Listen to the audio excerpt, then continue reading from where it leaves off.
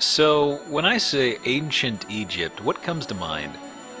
Well, first thing you probably thought of were pharaohs, right? Pyramids, yada yada. Well, that stint of Egypt's history covers the time of 3000 to 332 BC.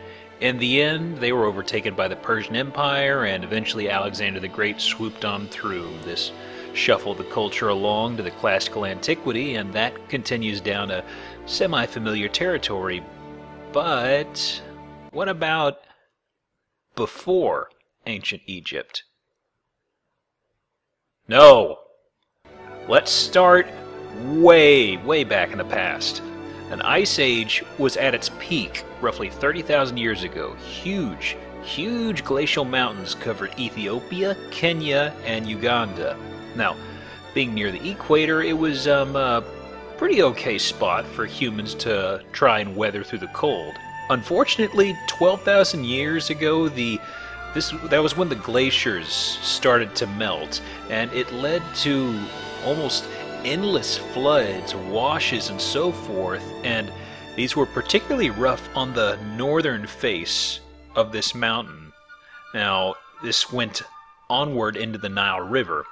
Primitive structures that were in the area built by humans at the time, they couldn't stand a chance from these floods. I mean, you had sediment also pouring in with this, and it was just covering everything.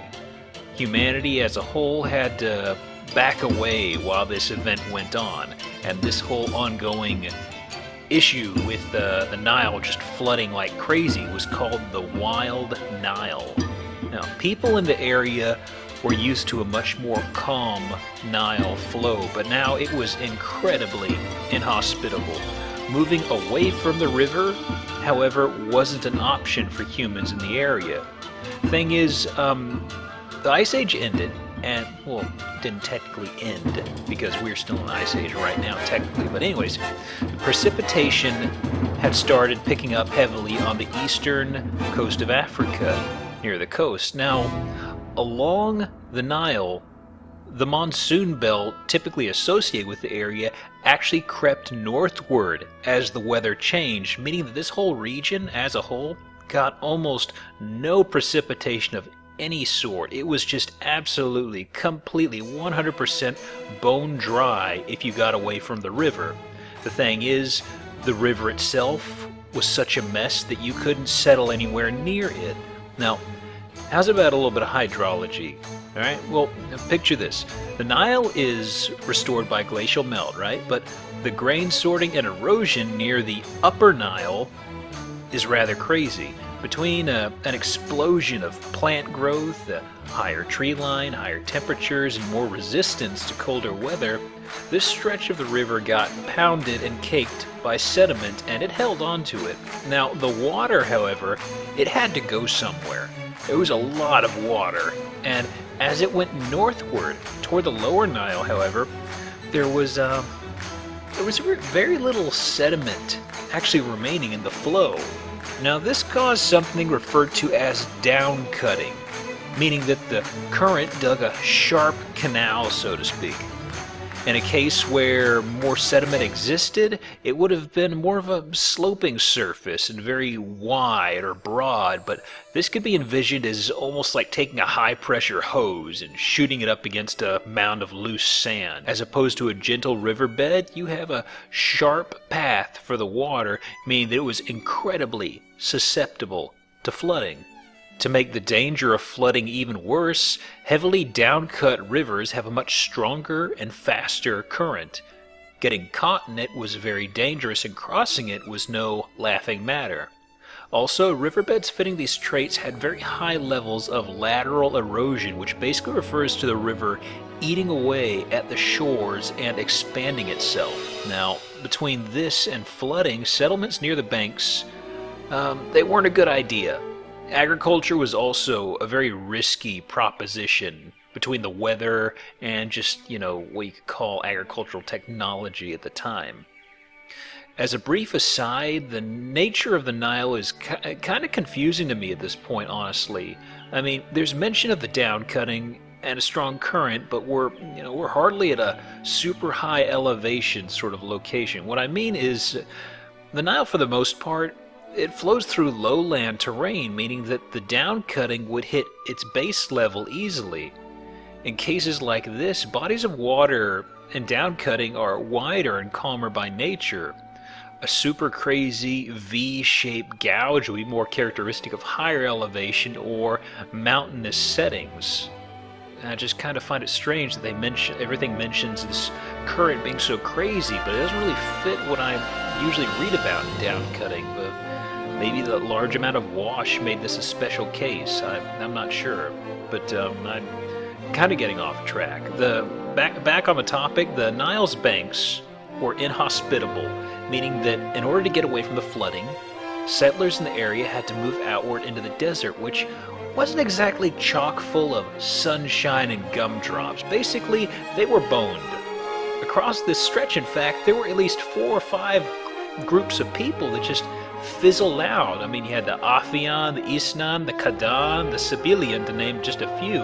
And in the upper Egypt area, large stores of smoked and preserved fish were found near where the Nile was less susceptible to the crazy flooding. But elsewhere, further out into the desert and such, large graves, damaged bones, and many weapons were found, seeming to indicate that food grew scarce and people probably turned to violence in order to survive. Needless to say, it really wasn't a fun time or place to be alive. People in the area faded away and went off to search for greener pastures, quite literally, in fact. Aside from a few minor settlements, this area was almost inhospitable from 10,000 BC to 6,000 BC. There was like literally 4,000 years where you could not find anyone around here just due to how harsh of an environment it was. Now, right around 6,000 BC, all of a sudden, people start popping up all over the place, possibly due to rainfall normalizing, maybe. Now, a sudden influx of agricultural goods and techniques seems to indicate that people migrated either from the Levant or further to the northeast, from the Fertile Crescent. Interestingly enough, the innovations in various ways of life found within these civilizations seems to hint that they didn't all come from one place. Possibly they were like from a melting pot background of sorts. Eventually, 2 major settlements formed, one near the Nile Delta and the other in Upper Egypt, near modern-day Kina. As time passed, civilizations overlapped, and you kind of ended up with an Upper and Lower Nile pair of civilizations. Now, these civilizations kind of sprinkled all over the area, and chief among them at first were the Fayum, the Badarians, and the Tasians. Finally, right around 4400 BC, at the tail end of these civilizations, we reach a trio of cultures. However, probably more accurate to say that these are 3 different settlement sites from the same culture.